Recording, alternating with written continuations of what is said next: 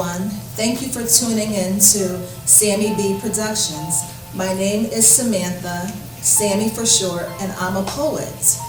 And I just want to thank Pastor Linda Jackson and Prophet Barry M. Jackson for having me so I can use my platform to share my blessings and inspire their viewers. I started writing back in 2011. I started writing songs. Actually, it all started when this famous singer had sadly passed away, and the news commentator was saying that she was a songwriter. And I was like, wow, I want to write a song. And as I look back, I think it was God setting me up for greatness. And I started writing my first song, which was Love Don't Live Here Anymore. And then after that, it turned into 10 songs, and then 50, then 100. And I'm like, wow, I have something here. So I shared it with my mother, and you know, she's my biggest supporter, also my biggest critic. And she critiqued what she liked and what she didn't like, but the vast majority of the time, she loved my songs. So I have over 100 songs, and I hope one day that I'll be able to be in the recording studio working with different recording artists, you know, with my songwriting. And poetry didn't come about until 3 years later. Sadly, my mother's best friend had passed away, and they needed a poem for their program. So I said, I'll volunteer to do it. So I wrote it, and they loved it. And I was like, wow, this is interesting. I think I'm going to continue on doing this. And that's how I started with the first poem, Dear Mental Illness, that I'm going to present to you today. And Dear Mental Illness comes from in my life where I was depressed and, you know, feeling bad about myself, and I had no hope, no joy, and I had to be hospitalized because of my depression. And my mother, you know, my sisters, you know, they were so upset. They didn't really know how to handle it because I, you know, was always, you know, outgoing and upbeat, you know, and the fun one. And my mother, you know, she's always, you know, trying to fix everything, and she couldn't fix this. So she turned to her faith, and, you know, people would say to her, you know, I don't think Samantha's going to be the same. You know, her life is going to change forever. You're going to be her caretaker forever. And my mother said, no, I have faith in God. My daughter will arise and shine. She will get better. And I did get hospitalized a couple of times, and I went through different programs that really didn't work with me. It wasn't a right fit until one day I came across a clubhouse named Bridge House that's been standing tall and strong in Bridgeport, Connecticut for 36 years. It's a volunteer program, and it really helped me open up my eyes to a window of possibilities. They gave me my joy back, my peace back. They didn't look at my disability, they looked at my ability. So that's how Dear Mental Illness came across. And it's about, you know, a community, it's about a family, you know, connection, advocates, you know, fighting the fight until the very end. There's so many people living with mental illness that are doing amazing things, entertainers, teachers, doctors, lawyers, you know, so many people. And look at me, who would have thought that I would be writing a book? And it's nothing but the glory of God that helped me. And I just have to give all glory to God. I have to give all praise to the Almighty, because I wouldn't be here. I never could have made it. I never would have made it if it wasn't for His mercy or His grace. So I hope this poem that I'm about to share with you inspires you. And if you're ever feeling depressed or down, let your teacher know, let your family member know, let your doctor know, let your friend know. Don't live in fear, don't live in shame. It happens to the best of us. Mental illness doesn't define who you are. It's just something that happened to you. You can prosper and grow. Yes, it's a long road to recovery, but I thank God every day that I'm alive. It's a blessing to be alive.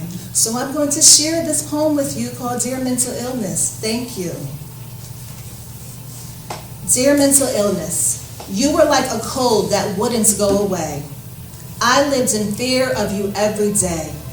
I felt like my mind was slowly slipping away. You made me feel like I was lost and out of touch, like I didn't know which way was up. You tried to control me every day. I would isolate myself from family and friends, living in fear and shame, wondering if the pain will ever go away and if I would ever be the same. You may have knocked me down, but I got up standing tall and strong, beating the odds in awe. You don't define me in any way. I'm so proud of who I am today. I know I'm not in this walk alone. Thank you to all of the unsung heroes, family and friends, and advocates fighting the fight until the very end. Dear mental illness, we will rise, we will stay strong, and we will conquer you once and for all. Thank you so much. And now the next poem that I'm going to present to you is called The Diary of the Invisible Black Woman. And that poem came about when I was inspired by watching the movie The Woman King with Viola Davis, and it was produced by Viola Davis also as well. And I was just so inspired by their strength and how they were warriors and how they had to sacrifice and go through so much in the movie. I was also inspired by my mother and my aunts and my late grandmother who had to go through so much being a woman of color. So much they had to face, so much adversity. You know, they had to face being marginalized, ostracized, you know, and there's so many misconceptions about black women, that we have a chip on our shoulder, that we're ungrateful, that we're angry, and that's far from the truth. We are strong. We are the ones walking through the fire. You know, we are the ones walking through the storms. We are the ones sacrificing, making sure our families are well, working 2-3 jobs, you know, working hard. I remember when I was watching this young black actress on TV. Her name was Zendaya, and she had beautiful dreadlocks going down her hair, and this fashion commentator said, oh, it looks like it smells like weed, but when this white entertainer had her hair a certain way, oh, it's edgy, it's chic, and I'm like, wow, that's just so disheartening. I mean, we're edgy, we're chic, why does her hair have to smell like weed? You know, we're beautiful, strong black women, and I say to any woman of color that feels invisible, this is 2024, this is a new year. Even if you're the only one in the room, walk with your head held high, raise your shoulders back, stand in your power. Don't let them hold you down, bring you down. You are beautiful, you are amazing.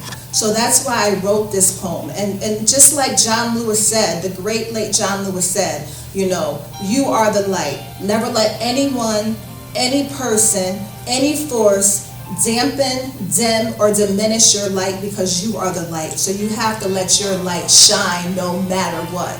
And if they have a problem with you being in a room, like Martin Lawrence used to say, get to stepping, you know. So now I'm going to share with you The Diary of the Invisible Black Woman. Thank you.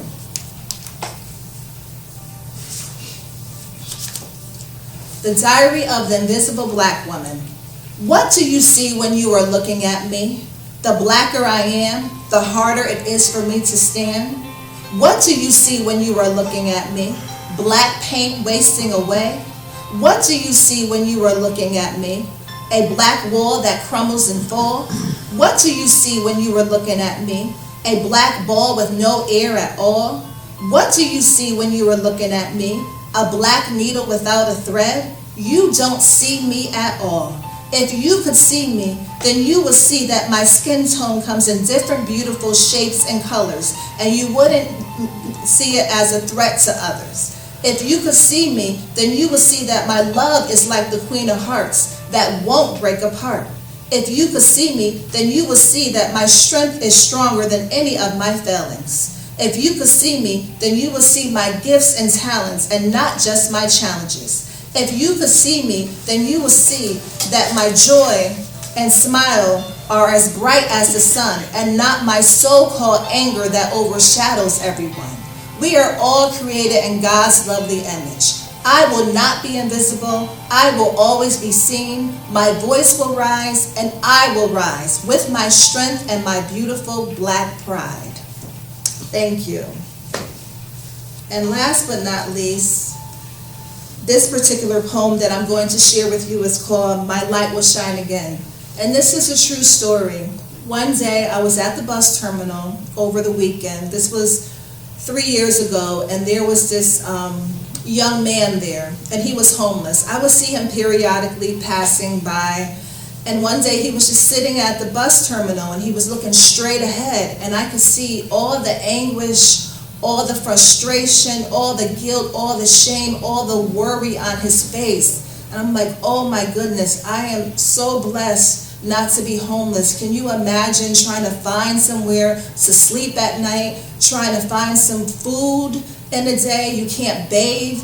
And I said to him, and I said a prayer to him. I didn't say it directly to him, but I was praying there, and I said, you know what? You may be going through adversity and struggles, but your light will shine again. And that's how I came up with this poem, and I hope it inspires people and touch people's lives and look at people in a different way that are homeless, because it can happen to anybody. You know, you could be up, you know, 6-figure, you know, beautiful house, family, and then something traumatic happens and you fall through the cracks and you struggle to find your way back. So that's why I wrote this poem for him and everybody that's struggling with homelessness. So I'm going to share it with you right now. My light will shine again. So, you really think you know me? My eyes weren't always dim. They had light that shine. My skin didn't always look like sandpaper. It was smooth and silky that gleam when you walked by. My shirt wasn't always filthy. My jeans wasn't always torn. And my shoes weren't always falling apart. I once was the cleanest and the best dressed in the whole entire world. I wasn't always a loser that you think I am. I once had a job, a house, a car, and money, but something happened to me and I fell through the cracks, and I have been struggling trying to find my way back. Does anybody care about my story? Does anybody care about my song? Some of you just sigh at me and flap your hands and carry on. I am a human being just like you.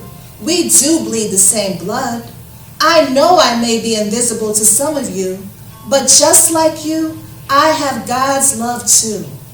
One day my trials are going to be my testimony, and my light will shine again. My light will shine again like the stars and the moonlight. My light will shine again like the sun that shines bright. My light will shine again like the rainbows in the big blue sky. My light will shine again like the love and happiness and hope that I have in my heart that won't break again or fall apart. I will always hold onto that light, and I will forever shine bright. And I just want to thank you for allowing me to share my poems again at Sammy B Production. And I just want to take the time out to thank, a few people, because I wouldn't be here today if it wasn't for them. Again, I would like to thank Pastor Linda Jackson and Prophet Barry M. Jackson for having me on their program. It's been an honor, it's been a pleasure. Thank you so much. I want to thank my mother, Emma Jones, for being my hero and just being my advocate, being my everything. My sisters, Shelly, Sasha, Sarah, my brother, Manny. I have to thank Marsha Rose, my mentor, for being here today. I want to thank Todd Banks, who actually published the books for me, did the artwork, and did the editing. I could not be here if it wasn't for him. He's the real hero in this book. He put in all the work. And I just want to say, if anybody would like to, if they're interested in purchasing my book, my first book is called The Freedom of a Butterfly. You can get it on Amazon, but when you type it in, make sure you type The Freedom of a Butterfly by Samantha Burton. And my second book is called My Love Letters to the World by Samantha Burton, and you can also get it on Amazon. Thank you again for your support, and thank you to the members and staff at Bridge House. I love everybody. Thank you so much. And those who I couldn't thank, you're in my heart. Thank you so much.